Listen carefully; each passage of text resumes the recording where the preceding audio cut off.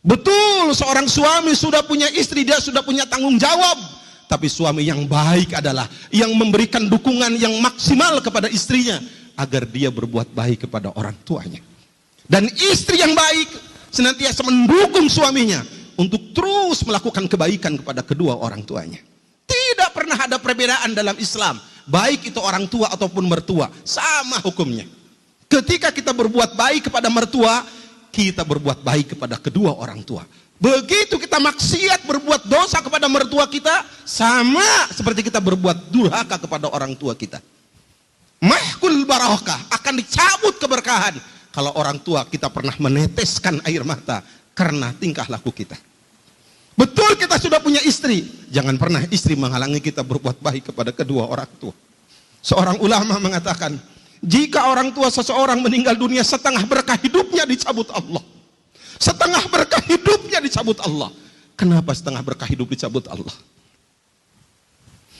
Di dunia ini tidak ada amal yang lebih baik dari berbuat baik ke orang tua. Mungkin hadirin sedang Jumat pernah membaca satu hadis dari Rasulullah. Bagaimana seorang sahabat dari Yaman datang ke Madinah berjalan kaki dia. Akan ikut berjihad bersama Rasulullah, berperang bersama Rasulullah. Rasulullah mengatakan, kamu punya dua orang tua, punya, pulang kamu, pulang, berbuat baiklah kepada kedua orang tua kamu.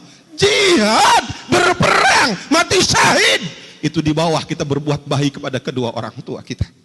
Kita punya harta, kadang-kadang orang tua kita lemah dalam ekonomi.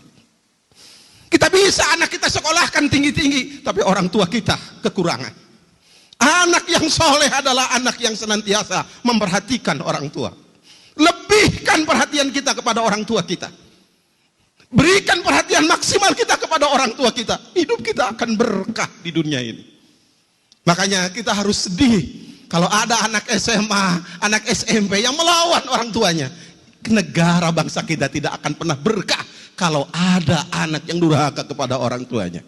Saya pernah ceramah di salah satu SMA dan saya tanyakan pada seluruh anak SMA yang hadir saat itu, siapa di antara Ananda yang belum pernah berbohong kepada orang tua?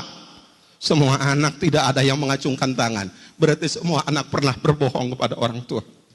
Nangis hati saya. Jangan-jangan anak kita juga pernah berbohong kepada kita.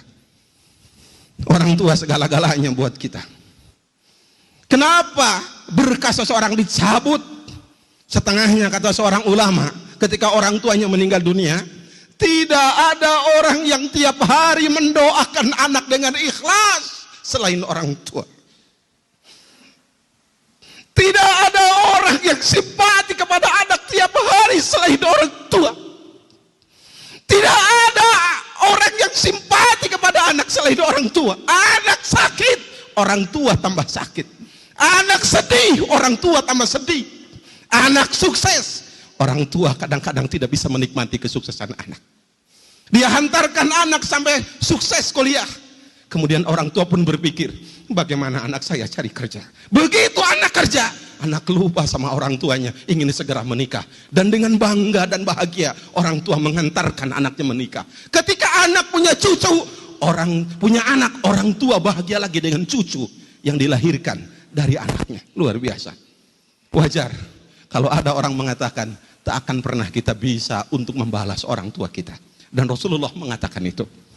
Nggak pernah kita akan bisa membalas kedua jasa orang tua kita. Hidup kita ingin berkah, jangan pernah kita lupa berbuat baik kepada orang tua.